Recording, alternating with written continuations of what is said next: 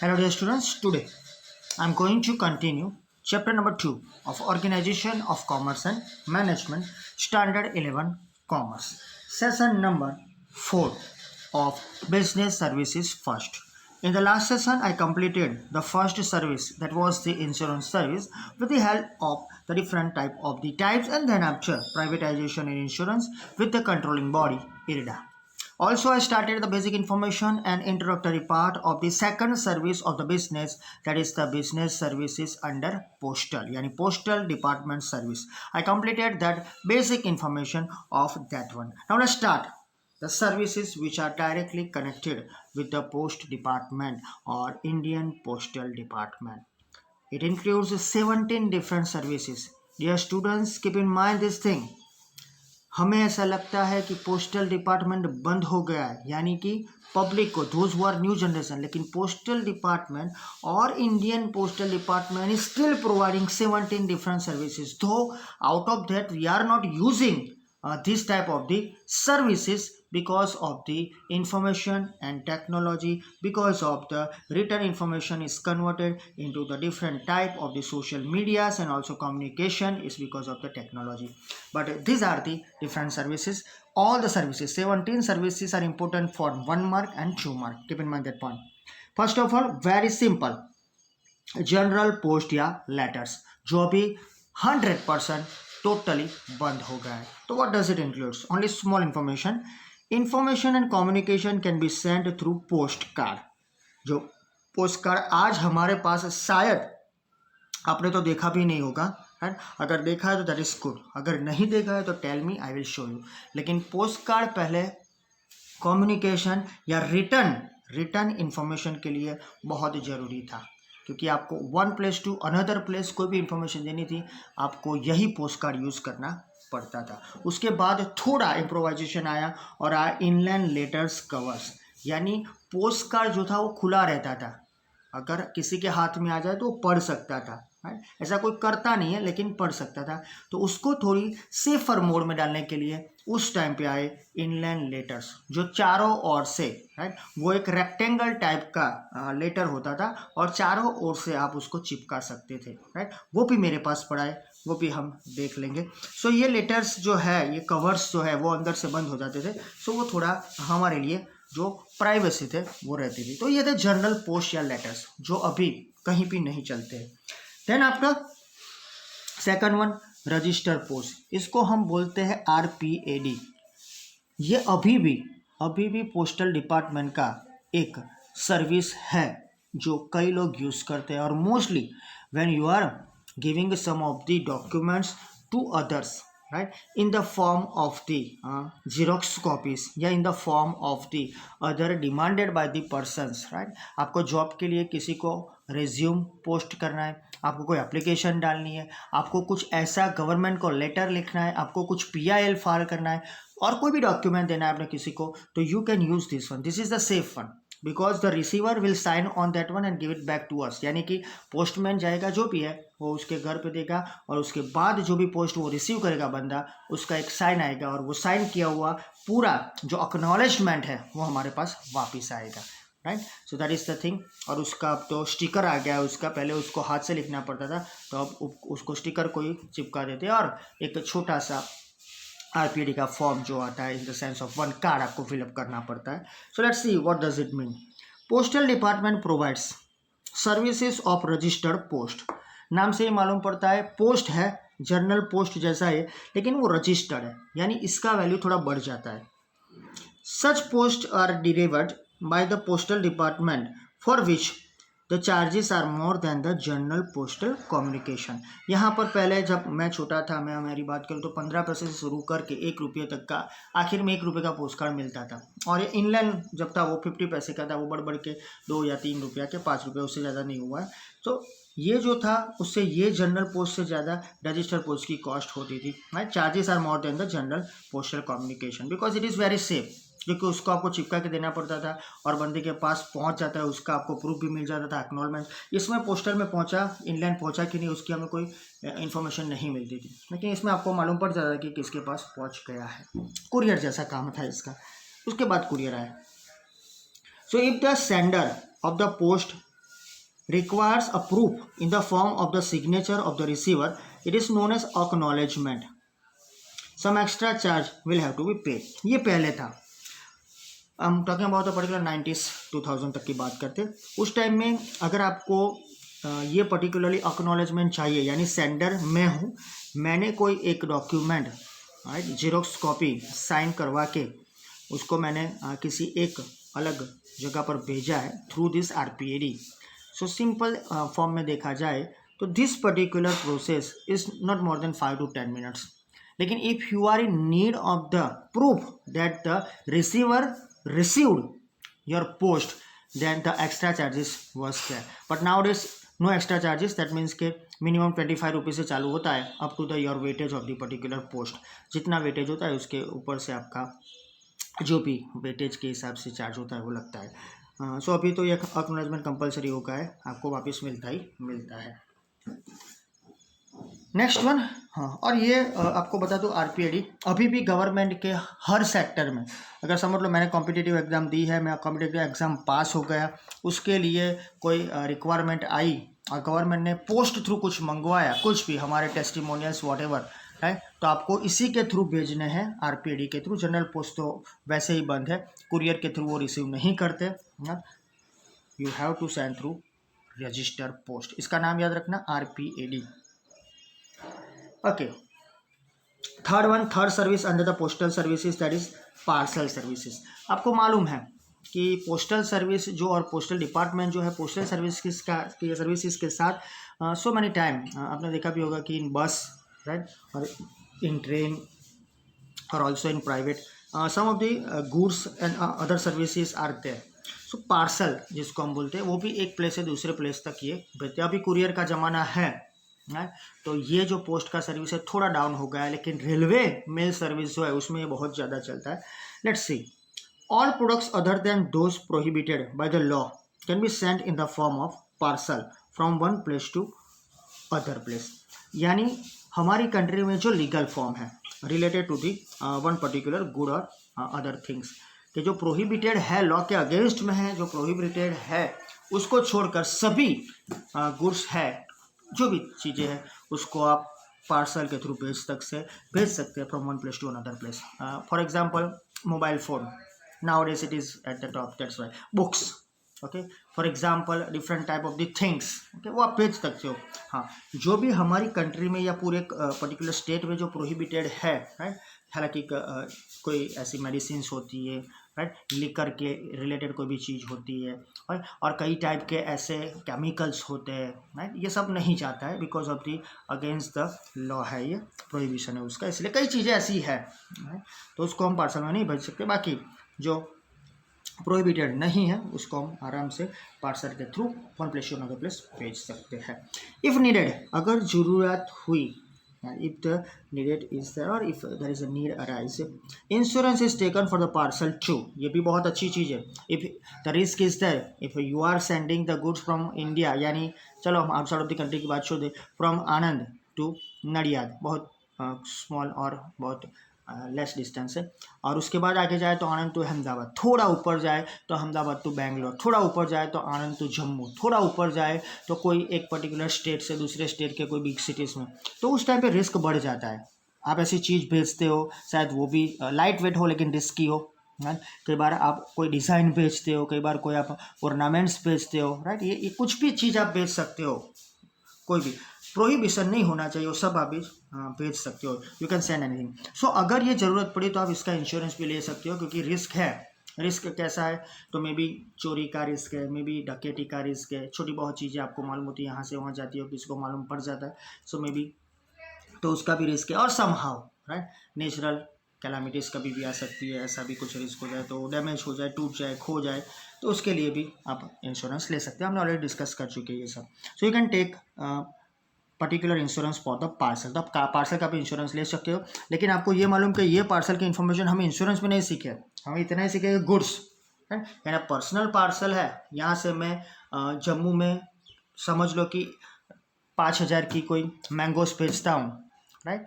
और जम्मू से शायद एप्पल मंगवाता हूँ, सामने सामने सब होता है, तो दोनों तरफ हम 5,000 का इंश्योरेंस ले सकते हैं। ये सिंपल सा एग्जांपल है, राइट। अगर पूरी ट्रक भिजवाता हूँ, 1 लाख का पूरा ट्रक यहाँ से मैं कच्छी कैरी भिजवाता हूँ, राइट, तो उसका मैं इंश्योरेंस ले सकता हूँ। और वहाँ से भी पूरा ट्रक भर के अगर एप्पल आते हैं तो उसका भी मैं इंश्योरेंस ले सकता हूँ। ये टर्म्स एंड कंडीशन पर है कि कौन प्रीमियम भरेगा, वो डिपेंड करता है, लेकिन you can take insurance of that parcel also. So booking of the parcel can be done from any post office. तो आप पार्सल का बुकिंग करवा सकते हो on the basis of the your goods, on the basis of the particular items, on the basis of the charges, commission, whatever, right. तो उसका भी booking हो सकता है। You have to book on this spot. आप जाके तो शायद आपको चांस ना भी मिले, फुल होगा जहाँ आपको भेजना है वहाँ पर, तो बुकिंग इज रिक्वायर्ड।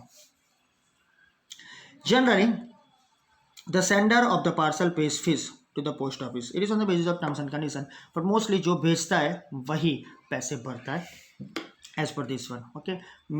हालांकि कई बार ऐसा भी हुआ है कि जब हम बात करते हैं जब ई कॉमर्स की, उसके हिसाब से जब ये गुड्स हमको मिलता है तो COD होता है, लेकिन वो अलग सी बात है, वो बिजनेस रिलेटेड बाइंग सेलिंग है। लेकिन यहाँ पर मोस्टली ध्यान में रखना है कि कंडीशन के बेस पर जो पर्सन गुड्स या कोई पार्सल भेजता है वही बंदा पैसे भरता है। So the person who is sending the goods और अदर आइटम्स और the different parcels he or she will be paid or she will pay the amount of the parcel.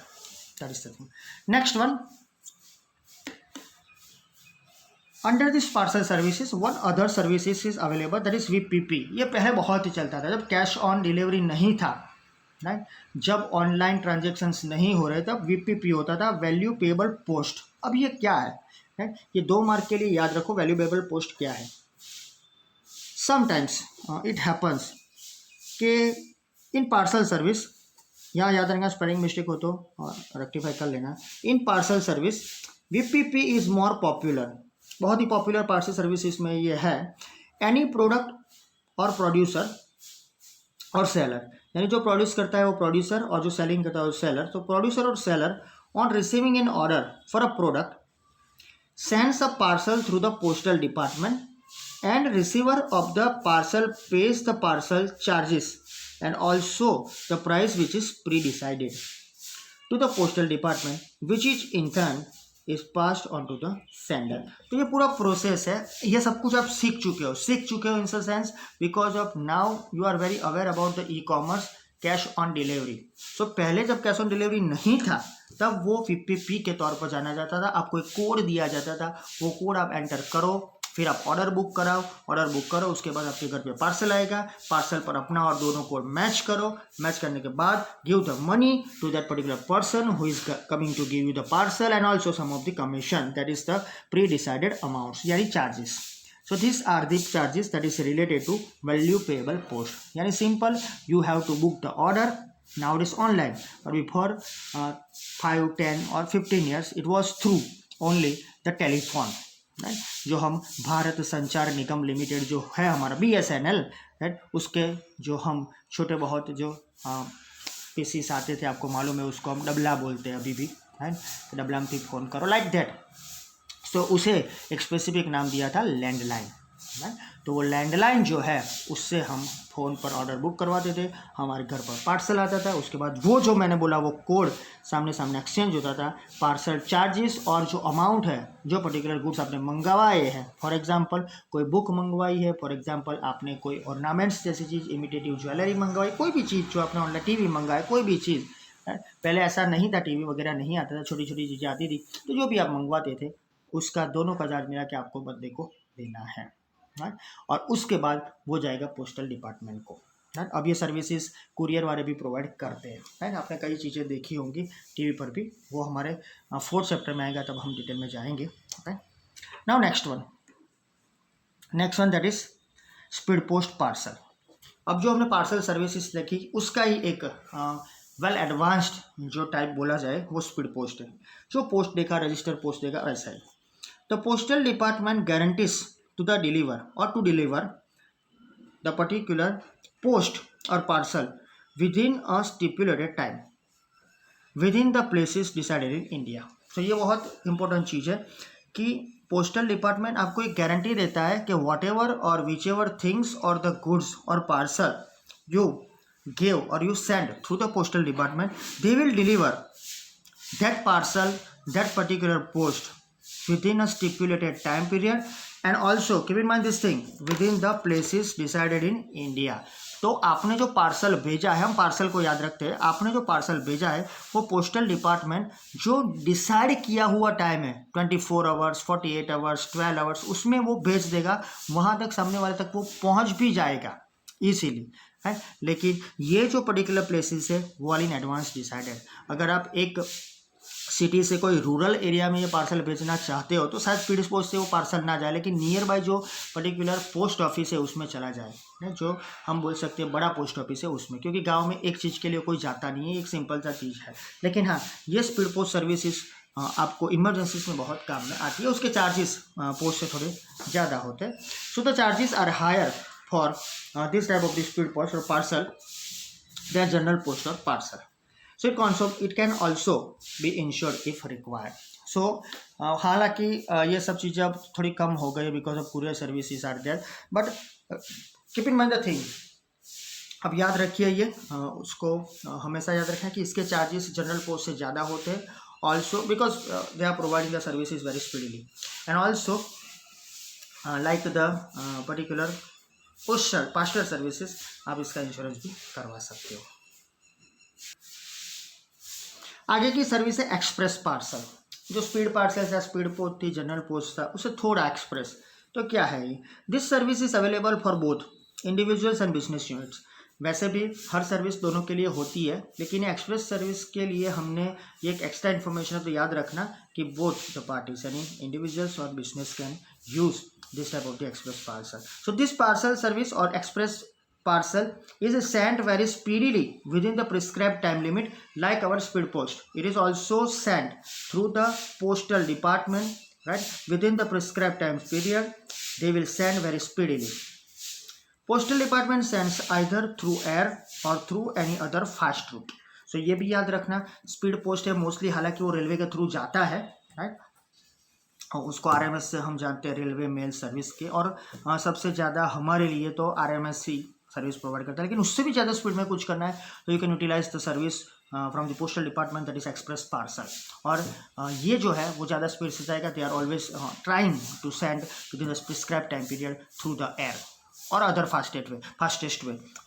I don't think so कि air से कोई ज़्यादा fastest way हो, जब bullet आएगा तब देखा जाएगा, लेकिन अभी के लिए तो फास्टेस्ट में हम डालते हैं एयर। लेकिन ये शॉर्टर वे में तो चलता नहीं है, राइट, वो लॉन्गर रूट में ही चलता है। So from Ahmedabad to Bangalore, from Baroda to Rajkot हो सकता है, फ्रॉम आनंद टू सूरत, लेकिन आनंद से कोई ऐसी फास्ट सर्विस है नहीं, तो they will send to that particular Baroda और उसके बाद वो जाएगा सूरत।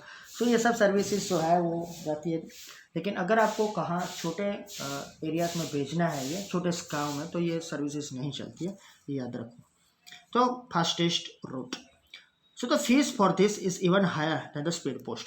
अब ये जानते हो कि स्पीड पोस्ट से ज़्यादा इसकी फ़ी रहेगी, और ये भी याद रखना कि स्पीड पोस्ट जो है उसकी अभी तक हाईएस्ट फीस होती थी, चार्जेस उसके थे, उससे ऊपर एक्सप्रेस आ गया। लेकिन स्पीड पोस्ट से नीचे है पार्सल सर्विस, उसके नीचे है आरपीडी और उसके नीचे है हमारी जनरल पोस्ट। तो सबसे ज़्यादा एक्सपेंसिव अभी के लिए एक्सप्रेस पार्सल, स्पीडली आप पोस्ट भेज सकते हो।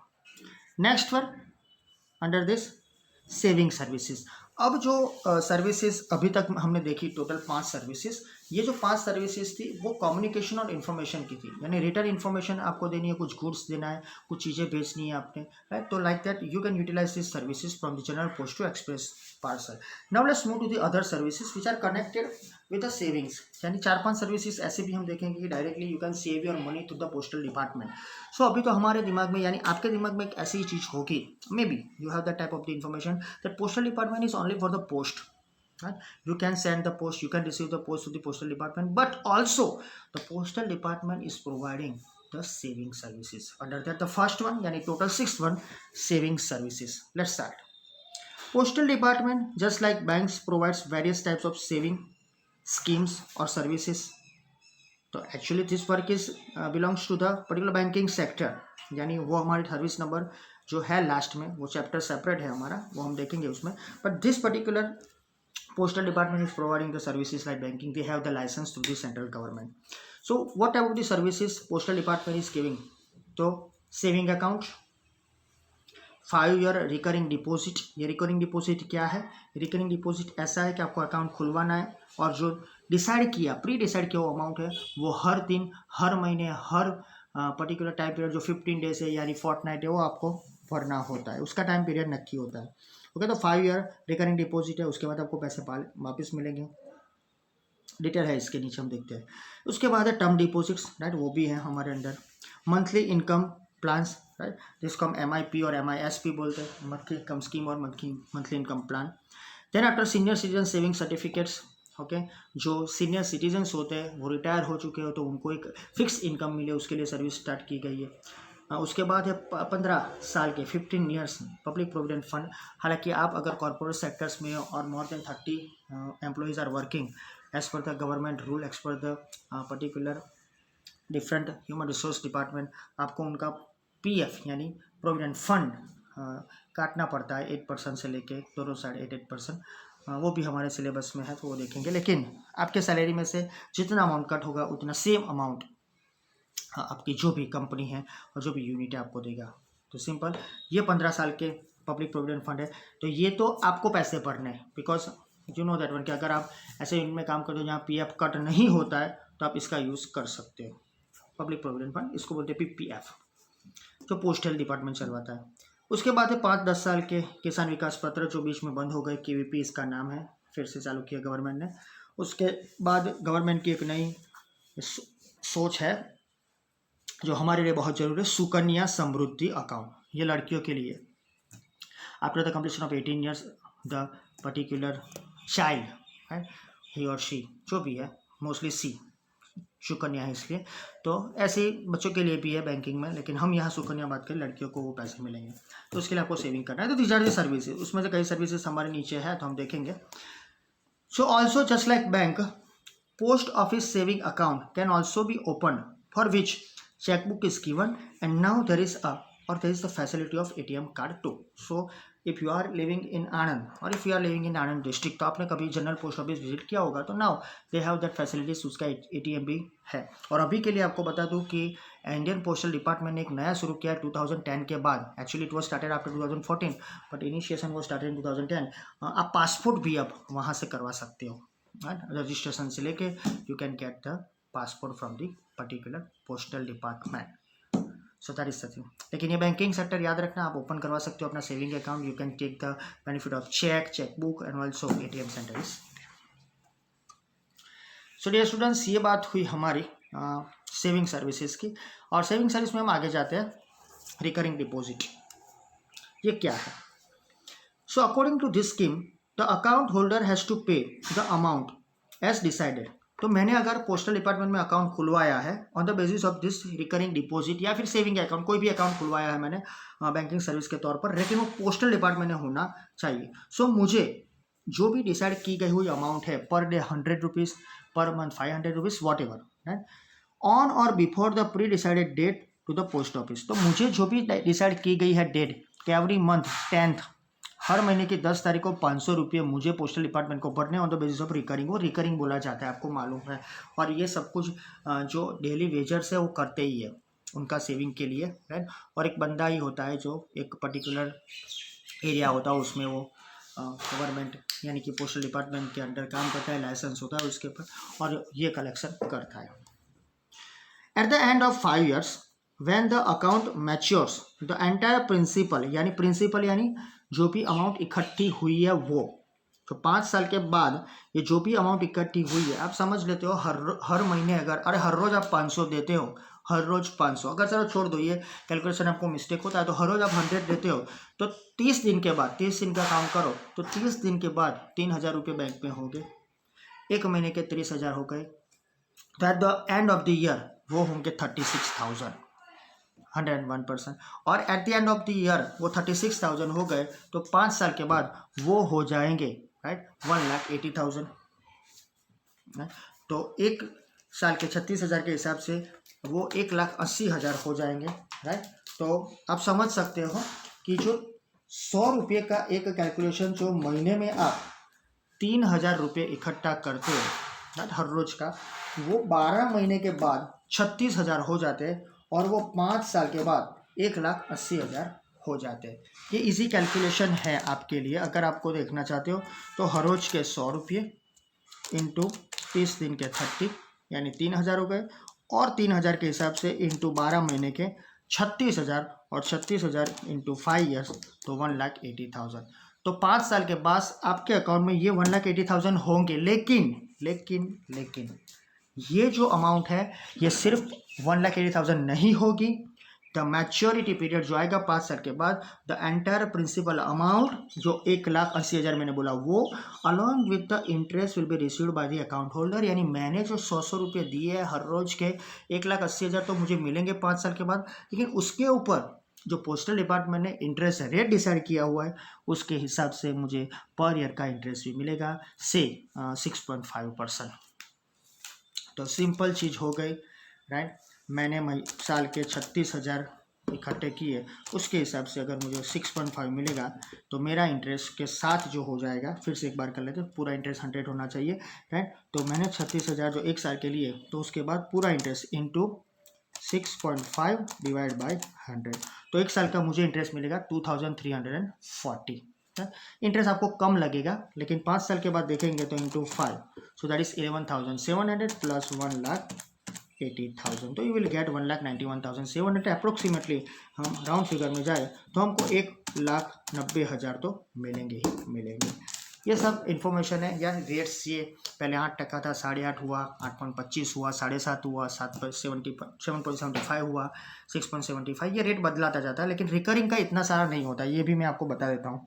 रिकरिंग का जो होता है वो 4% से लेके 6 के बीच में होता है, depend upon the particular government economical policy, है। रेट्स में प्लस माइनस हो सकता है, ये मैंने एक एग्जाम्पल दिया है, याद रखना ये एक एग्जाम्पल है, एक इमेजिनरी एग्जाम्पल है जिसमें आप काल्पनिक बोल सकते हैं। इसमें परसेंटेजेस प्लस माइनस हो सकते हैं, डिपेंड होता है, लेकिन you will receive the amount with the interest. अच्छा, after 5 year period if required the duration of the recurring deposit account can be extended for another 5 years, ताकि 5 के गुणांक में आप फिर से उसको रिकरिंग में डाल सकते हैं।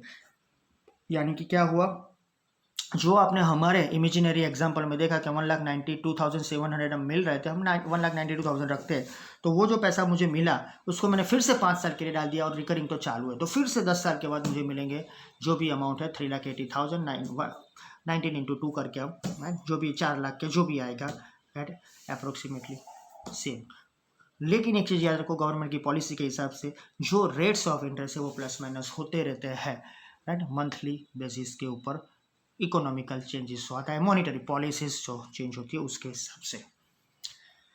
So this is the recurring deposit. उसके साथ ही एक कनेक्शन में है वो है टर्म डिपॉजिट, वो भी देख लेते हैं। Term deposit is like fix deposit schemes available in the post office. जब भी आप बैंक में जाते हो, आपने एफडी सुना होगा नाम, आपने अपने पेरेंट्स के सामने भी कहीं ये बात कि आपके पेरेंट्स को बात करते सुना होगा, FD that is fix deposit, वो बैंक का एक वर्ड है। तो ये टर्म डिपॉजिट है, वो भी डायरेक्टली कनेक्टेड है ये सेविंग्स के हिसाब से ही, लेकिन ये है फिक्स डिपॉजिट स्कीम्स के हिसाब से जो पोस्ट ऑफिस में मिलती है। तो as per this scheme accounts can be opened for the duration of 1, 2, 3 or 5 years for ₹200 और in multiple। तो ये सब चीज़ें, छोटी छोटी चीज़ें याद रखो, शायद आपको इन फ्यूचर इन्वेस्ट करना हो तो भी आप ये कर सकते हो, और नहीं करना हो तो एग्जाम ओरिएंटेड के लिए समझ लो, लेकिन नॉलेज तो होना ही है, आपको रखना ही है। तो अगर आप टर्म डिपॉजिट शुरू करवाते हो तो you have to first of all open the bank account in the post office for 1 year, 2 year, 3 year or 5 year, or you have to deposit 200 rupees and its multiple, यानी 200, 400, right, 800, वो याद रखना 200 के multiple में जाना है जितना भी हो। सर कई बार ऐसा भी होता है, राइट, मल्टीपल आता है तो 2 2 जा 4, 4 2 जा 8, 8 2 जा 16, 16 जा 32, 64 एंड 128, ओके, 216 उसके ऊपर जाएगा जाएगा जाएगा जाएगा अप टू, सो वो कई मल्टीपल में जाता रहेगा उसके 200 के मल्टीपल में। और ऑल्सो इसके बाद ये ध्यान रखो कि interest calculation is done every 3 months, but the amount of interest is paid on yearly basis. तो ये चीज़ रिकरिंग डिपॉजिट में नहीं थी, क्योंकि आप वो हर रोज पैसे देते हैं आपके सेविंग में से, तो उसके ऊपर इतना इंटरेस्ट नहीं मिलता जितना इंटरेस्ट यहाँ पर मिलेगा। तो यहाँ पर इंटरेस्ट काउंट किया जाता है 3 महीने में, लेकिन you will receive at the end of the year. जैसे एफडी में होता है वैसे ही, एफडी में भी ऐसा ही होता है, एफडी में आप इंटरेस्ट 3 महीने के बाद रिसीव कर सकते हो, राइट। महीने महीने में अगर इंटरेस्ट का ऑप्शन रखा है तो महीने महीने के बाद भी आपको वो इंटरेस्ट मिलेगा। लेकिन आपने ऑप्शन नहीं रखा तो at the end of the year you will receive the interest on bank. हम बैंक को इसलिए जानते हैं कि हम बैंक के साथ कई ट्रांजेक्शन्स करते हैं, इसलिए मैं बैंक का एग्जाम्पल देता हूँ। तो यहाँ पर भी ऐसा ही, whatever amount you will deposit, right, 200 के मल्टीपल में वो इकट्ठी होगी, उसके ऊपर इंटरेस्ट मिलेगा हर 3 महीने में। समझ लो कि हर 3 महीने में आपको 200 रुपये इंटरेस्ट मिला, तो सिंपल सा चीज़ है, 12 महीने में उसका 6 गुना मिलेगा, राइट। तो सिंपल आपको 2 4 8 के हिसाब से पैसे जमा हो जाएंगे। So that is the information. So इसके आगे देखें, इंटरेस्ट आपको ईयरली बेसिस पर ही मिलेगा। This account can be transfer from one post office to another. ये भी याद रखना, वैसे कि बैंक अकाउंट ट्रांसफर नहीं होता है, राइट, तो फिर पोस्टल का भी क्यों हो, लेकिन ये स्कीम के अंतर्गत आपको टर्म डिपॉजिट के अंडर में जो भी पर्टिकुलर अकाउंट ओपन करवा रही है, you will get the benefit of the transfer of your account from one place to another place, यानी from one post office to another post office, because of transfer, because of retirement, because of the any reason. तो such an account can be close any time before the maturity period. तो ये भी आप close भी करवा सकते हो, 1 2 3 5 साल के लिए आपने खोला हुआ है, 5 साल से पहले भी आप उसको क्लोज करवा दे सकते हो, या 1 साल के पहले भी कोई रीज़न के हिसाब से आप करवा सकते हो। उसके जो चार्जेस होते हैं, यानी कि आपने जो भी ईयरली बेसिस पर रिसीव करना है इंटरेस्ट, आप 1 साल से पहले उसको बंद करना चाहते हो तो माइनर चार्जेस होते हैं, बंद करने के लिए वो दे दो, वो इंटरेस्ट में से कट हो जाएगा, बाकी आपके पास। So that is the simple information about the term deposit. The list is very long, अभी हमारे पास और राइट इतने ही मीन्स 9 और बचे हैं, 8 खत्म हुए, टोटल 17 है, 15 है वैसे, तो उसमें सभी भी कई बचे हुए हैं, तो हम बाद में देखेंगे। टोटल 5-6 अभी भी बाकी है, 7 जैसे। सो NSC है, उसके बाद KVP है, PPF मैंने बोला, पोस्टल इंश्योरेंस भी आता है, मंथली इनकम स्कीम आता है, उसके बाद मनी ऑर्डर है, राइट, और उसके बाद पोस्टल के लिए जो भी 2 अलग अलग नाम है, EMO और IMO, जो मनी ऑर्डर के नए स्वरूप आए, उसको भी हम नेक्स्ट सेशन में देखेंगे। Then after I will start the third services, that is code out. So thank you very much, have a nice day, a rainy evening to all of you, and also stay at home, stay safe with your family, take vaccination whenever your number comes. Thank you very much.